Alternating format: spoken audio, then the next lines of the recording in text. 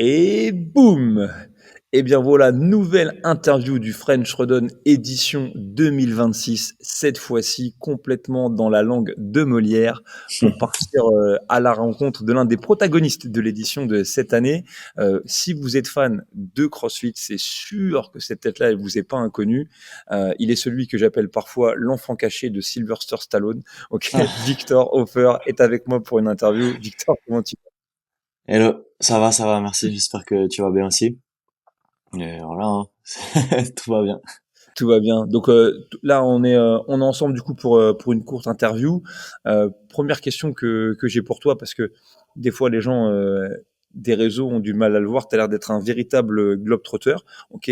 Là, du coup, t'es où exactement? Là, je suis chez ma copine. Elle vit à côté de Stuttgart, donc c'est vrai que moi, en fait, je vis en Alsace. Je suis pas très loin de Stuttgart, c'est genre 2h30 en voiture.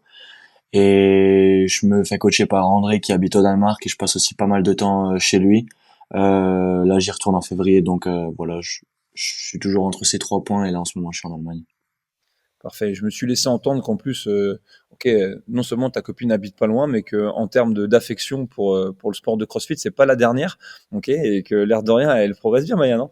Ouais, ouais, bien sûr, elle progresse de fou et je suis excité de voir ce qui va se passer pour elle cette année, dans les années à venir. Et ouais, Maya Lalos qui a déjà fait tout ce qui est affiliate battle, en France elle a aussi fait les Mayenne, donc voilà, je pense que certains un peu la connaissent quoi. Parfait.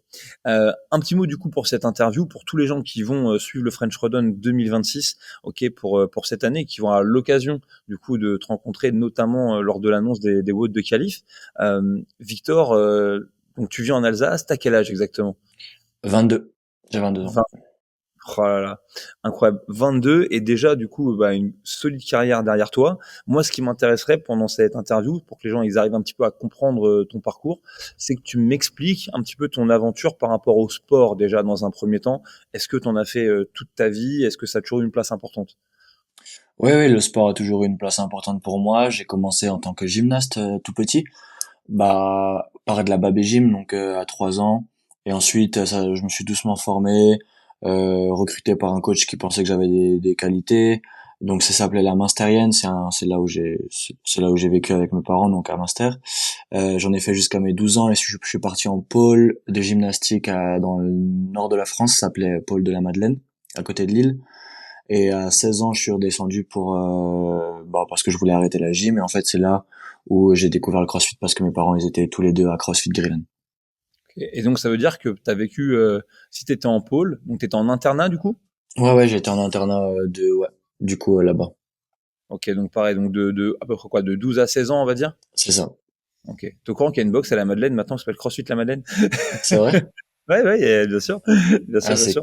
c'est cool. Parce que quand je suis parti, il y avait encore zéro box. Et des fois, je vais voir des collègues et j'ai entendu parler FWA CrossFit, je sais pas si tu connais. Ouais, bah, c'est ça, bah, c'est à la Madeleine, tu vois. Ah, bah oui, j'ai un collègue à moi enfin, un pote de la gym qui travaille dedans. Ok, ok, ouais, faudrait que tu sais, en tout cas, c'est fat. Si un jour t'as l'occasion d'y aller, Ouais, ok. tous les jours que tu veux, tu pourras bien t'entraîner. Trop Ok. cool. Donc du coup, ça veut dire que passage en pôle, gros volume d'entraînement, donc j'imagine déjà jeune Mhm. dans de la Ouais. gymnastique. Sur de 8 à 11 ans, quand j'étais à la Masterend, c'était assez compliqué parce qu'on n'avait pas d'horaire aménagé avec on avait juste l'entraînement du soir, je me rappelle, c'était je crois on faisait 16h 19h tous les jours et le samedi toute la journée. Mais ensuite quand je suis parti en pôle à Lille, en fait je suis parti à 11 ans pardon, juste avant de rentrer en sixième. Là j'avais entre 20 et 24 heures de gym par semaine, ça dépendait des plannings scolaires, comment on pouvait aménager nos horaires et entre les cours et tout. Et donc du coup, donc j'imagine forcément de la compétition. Quand tu vas en pôle, de toute manière, c'est pour tirer. Euh, est-ce que t'avais un agrès que tu préférais à l'époque de la gymnastique? Je dirais le sol ou la barre fixe. C'était tout ce qui était éléments de force comme les anneaux ou le cheval d'arçon, j'avais un peu plus de mal, mais j'aimais bien ce qui était acrobatique donc Et, et de ce que j'ai pu voir d'ailleurs, notamment sur une vidéo de l'un de tes sponsors là que tu as sur la tête, je pense que ça te reste encore un petit peu. Je t'ai vu faire un circuit de marque sur les mains là il y a pas longtemps. Ça va, il t'y reste. c'est ouais, ouais, bien sûr, c'est parti d'un délire con, ils m'ont dit ouais, on aimerait te faire une petite assess vidéo où tu fais des trucs sur les mains. En fait, je suis arrivé dans la salle, ils m'ont préparé un parcours complet, je me suis dit ah ouais, ils sont chauds, ils veulent vraiment que je fasse un truc quoi. Donc ouais, c'était cool, bah c'est des trucs que je kiffe faire encore aujourd'hui donc Et beh, du coup, c'est bien, ça t'a amené un transfert. J'ai une question pour rebondir un petit peu sur l'interview que j'ai eue avec Yala il y a quelques jours. Lui, par exemple, ce qu'il m'a expliqué, il était judoka de base. Il m'a expliqué que justement, ce qui avait été son moteur pour lui, c'est de pouvoir dans le CrossFit retrouver tout de suite cet élément compétitif. Est-ce que Mhm. toi, c'est ça qui t'a plu quand tu as commencé au départ ou c'est autre chose qui t'a fait accrocher au début? Non, moi c'était pas ça forcément en fait, c'était parce qu'en fait j'ai pas tout de suite fait de la compétition quand je suis arrivé en CrossFit et j'ai mis du temps, hein. J'ai commencé, j'étais tout en bas quoi. Et en fait moi ce qui m'a fait kiffer c'est que chaque jour, j'avais l'impression que je pouvais apprendre de nouvelles choses. Et même si je stagnais, je sais pas, une semaine sur, je dis une connerie, euh, un overhead squat, je voyais directement que d'une semaine à l'autre, j'avais plus d'aisance à faire le mouvement et c'était pas juste à propos d'un mouvement, c'était genre 100 mouvements, il y a tellement de mouvements en CrossFit et c'est ce qui m'a beaucoup changé de la gym où on répète un élément pendant 6 mois pour le réaliser et en fait là la variété des mouvements et l'évolution dans laquelle j'allais, c'était en fait ça ce qui m'a vraiment fait kiffer au départ quoi. Donc du coup, quand tu es revenu, tu avais 16 ans, ça a dû te faire quand même pas mal de changements. Déjà, tu retrouvais quand même une cellule familiale. Ok. Mm. Et en tout cas, je parle que pour ta maman, parce que des fois, elle m'envoie des messages sur Instagram, donc je sais qu'elle a l'air très gentille. Ok. Mais ça veut dire aussi que tu as retrouvé un rythme scolaire aussi plus, on va dire, traditionnel. Ouais, Ok. ouais. Et donc du coup, toi, t'as commencé à t'entraîner. À partir de quel moment tu as eu ce petit déclic où tu t'es dit, tiens, j'aimerais bien voir ce dont je suis capable sur un floor de compète. Euh, Ça a mis un peu de temps, je dirais. J'ai commencé à m'entraîner et j'ai fait, si tu te souviens, il y avait une compétition. Au bout de 8 mois, j'ai fait les qualifications en scale pour les Fitness Championships Ok, ok, ouais, ouais, ouais, à je vois Metz. la police déjà comment c'est écrit un peu, genre, Ouais. façon Ça, c'était un expérimentale. truc à Metz, un truc comme ça. Et en final, tu vois, sur 120 scales, j'ai fini 97e et ils en prenaient 10, donc c'était fini pour moi. Et ensuite, l'été, on a eu des petites compétitions à CrossFit Grillen, mais c'était vraiment des petits trucs tranquilles. Et l'été, on avait fait, d'après, du coup, après un an, Willy, il avait organisé un training camp avec plein de monde. Il y avait Lucas Euse, Alexandre Pinsol, Lucas Valencissi, je sais pas si tu te souviens, Arthur Pruneau, enfin voilà. Et au final, ça m'a vraiment plu. Et je me suis rendu compte que même les jeunes avec que j'étais, qui il avait ramené, au final, j'avais pas grand chose enfin, derrière, je me suis dit, ok, au final, je manque beaucoup de coffres, j'ai pas de force, mais sur les mouvements gymniques, je suis quand même meilleur. Et ça m'a fait réaliser que, alors à ce moment-là, je pensais pas que j'allais aller si loin aussi vite, mais j'ai réalisé qu'avec un peu de travail, je pouvais doucement venir quand même aller dans ce qu'on appelle un peu la compétition début RX, intermédiaire RX, adulte, quoi. En plus, je pense que c'est un point pour toi, mais vraiment ton background de gym, tu vois, autant, à nouveau, j'essaie de dresser le parallèle entre toi et Yala que j'ai eu hier. Tu vois, le judo, bien sûr, ça amène plein de qualités physiques indéniables, notamment quand même beaucoup de force brute et de la capacité un peu aussi à pousser dans les jambes intelligemment pour créer de la synergie avec le reste du corps. Et ça forge aussi la tronche, c'est-à-dire que dans le point de vue mental, euh, c'est les sports d'opposition, les sports de combat. Euh, mais la gymnastique, en plus d'offrir plein de qualités, puis quand même de demander un mental, je veux dire, faut avoir le cerveau affûté quoi quand tu vas faire ton programme. Mais par contre, il y a un truc que ça amène qui est fou et qui encore aujourd'hui, je pense même pour les gens qui aiment un peu le crossfit quand ils te regardent, la qualité des mouvements, en fait, en vrai, être capable déjà de débloquer beaucoup de skills peut-être plus facilement que d'autres parce que le corps est déjà organisé et puis la capacité aussi à faire le même travail que ton voisin en te fatiguant moins, ça c'est un truc en tout cas quand on te regarde bouger, on se dit ah ouais Hmm. c'est sûr que ça a l'air simple et donc c'est cool de se dire que tu étais dans cet environnement-là où tu devais être un petit peu entre guillemets le petit, ok, celui qu'on n'attendait pas et de t'avoir vu partir. Et finalement, moi, j'ai le sentiment avec un œil très extérieur que là où ça a commencé un peu à prendre une autre dimension, c'est quand tu as commencé à aller fouler floor un peu de Wodapalooza, par exemple. Est-ce que pour toi, cette compétition-là, c'était un déclic ou est-ce que c'est venu plus tôt? Alors c'est venu un chouï plus tard. Le déclic pour le haut niveau élite, il est venu quand même beaucoup plus tard. Les Wodapalooza, c'était en teens. Et je suis allé, alors oui, t'as bien raison, hein, ça m'a ouvert les yeux encore une fois. Je suis allé là-bas, j'ai gagné. Mais bon, il y a quelqu'un qui a withdraw le dernier jour qui s'appelle Daniel Cook. Il est assez fort. Aujourd'hui, il a un peu arrêté, mais on peut le retrouver des fois sur des semi-finales aux États-Unis et tout. Mais lui, c'était vraiment une bestiole. Et sinon, en fait, je me suis dit, ok, il y avait des mecs des games, ça s'est bien passé. Mais je savais exactement que le monde des teens et l'élite, il y avait encore un gros gap. Et tu sais, je voyais Willy s'entraîner même à l'époque. Je savais que c'était pas la même chose, tu vois. Et beaucoup de gens arrêtaient pas de me le répéter. Tu vas avoir du temps entre le teens et l'élite. Donc prends ton temps et tout, voilà. Et au final, moi, c'est juste après quand j'ai fait les quarts de finale, mes deuxièmes quarts, j'ai donc mes premiers quarts juste avant le Wodapalooza. Donc je dis peut-être une connerie, c'était peut-être en 2020. J'avais fait 460e européen, et l'année d'après, donc l'année d'après les Wodapalooza, j'ai fait 68e européen. Donc j'étais à 8 places de me qualifier déjà aux semi-finales. Et là, je me suis dit, ok, en vrai, là, je vais faire une année à fond, je vais aller aux semi-finales à 20 ans, enfin, c'est sûr, ça va le faire, tu vois. Et c'est là où j'ai vraiment eu le déclic en mode, c'est fait pour moi, je peux faire de l'élite chez les hommes, enfin, même tôt, tu vois, dans ma carrière, donc. C'est important ce que tu dis. Ça, c'est un truc, je sais pas exactement pourquoi ni comment, mais autant chez les femmes, on voit que ce gap entre le moment où, quand tu vois Olivia Kerstetter, Emma Lawson, etc., on a l'impression que la transition chez les filles, ado, élite individuelle, elle se fait d'une manière assez fluide. Ça Hmm. a l'air d'être moins le cas chez les garçons.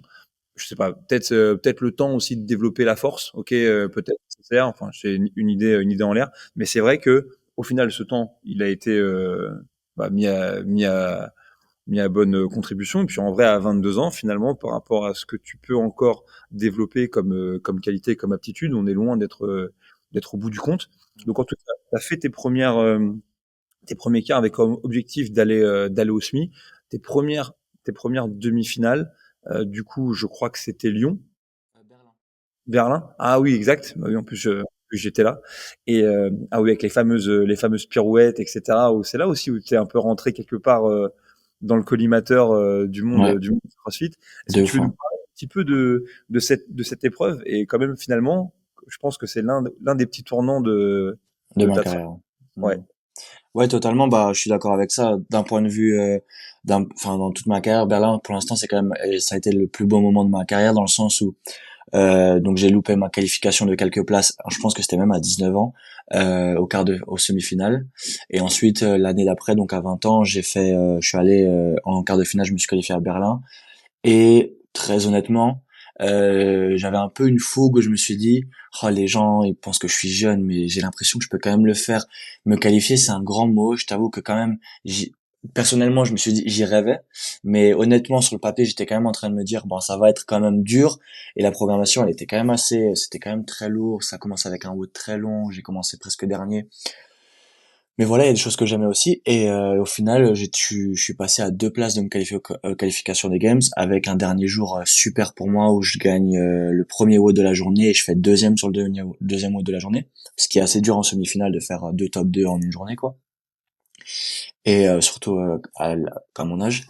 Et en fait, c'est là où je pense que j'ai aussi pris beaucoup de projecteurs en mode...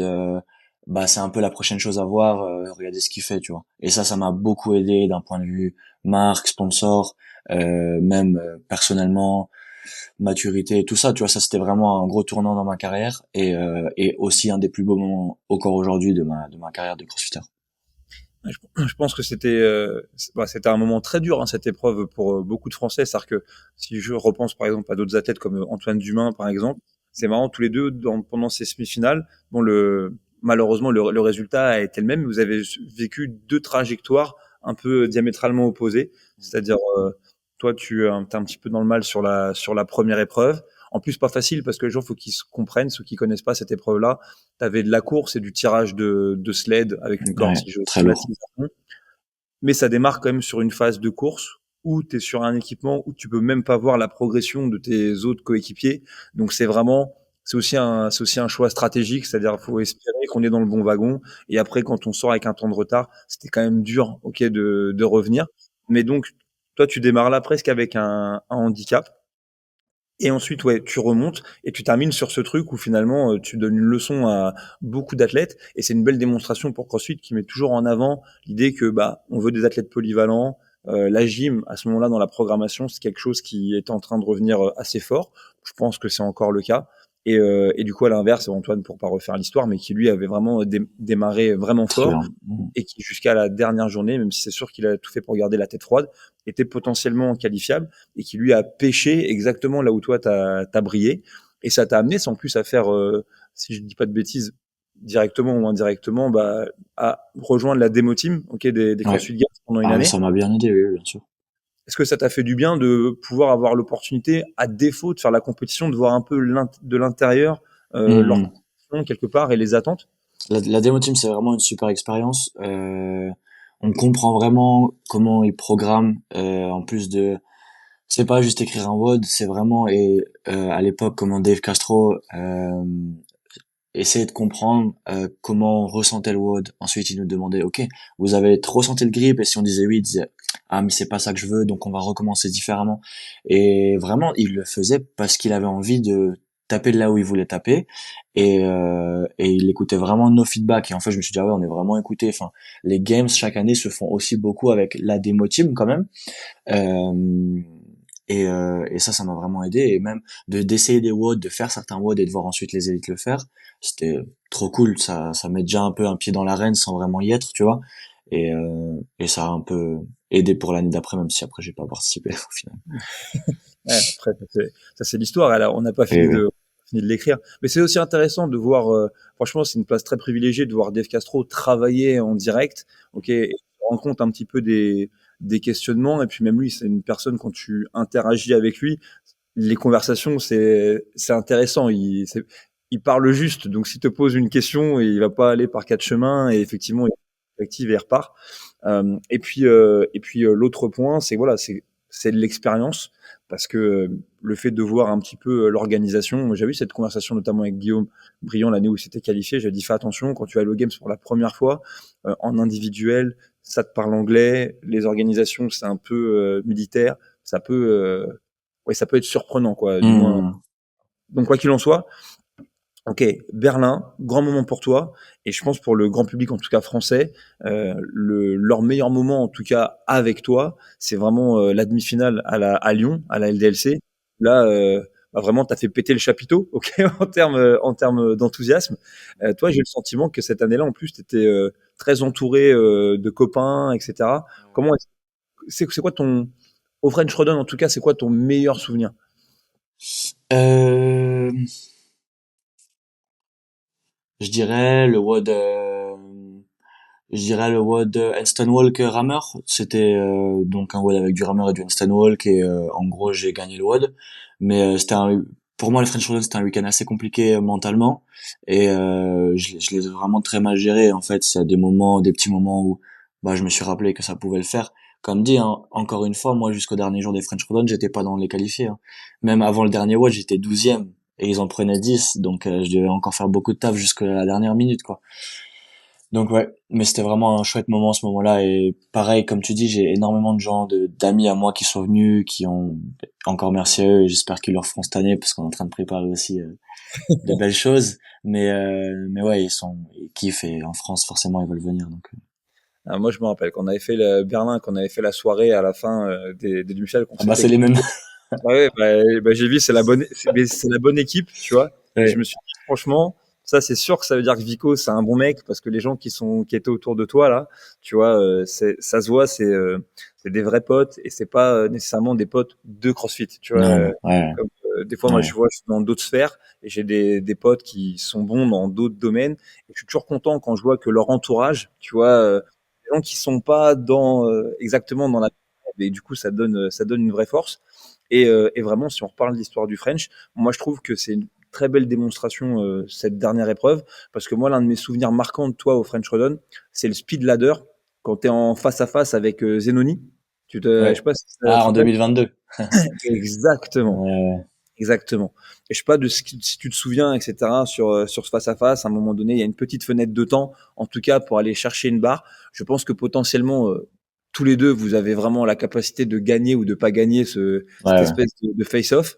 Et toi, tu es rempli de fougue, paf, t'essayes de repartir vite, rien du tout, ça passe Ouais. pas. L'autre, pour le coup, et ça n'est pas connecté au fait qu'il soit italien, mais il arrive je sais pas, à prendre une décision où il se temporise un petit peu, passe et tu passes devant. Et du coup, à l'époque, je me disais, tiens, tu vois, il manque rien.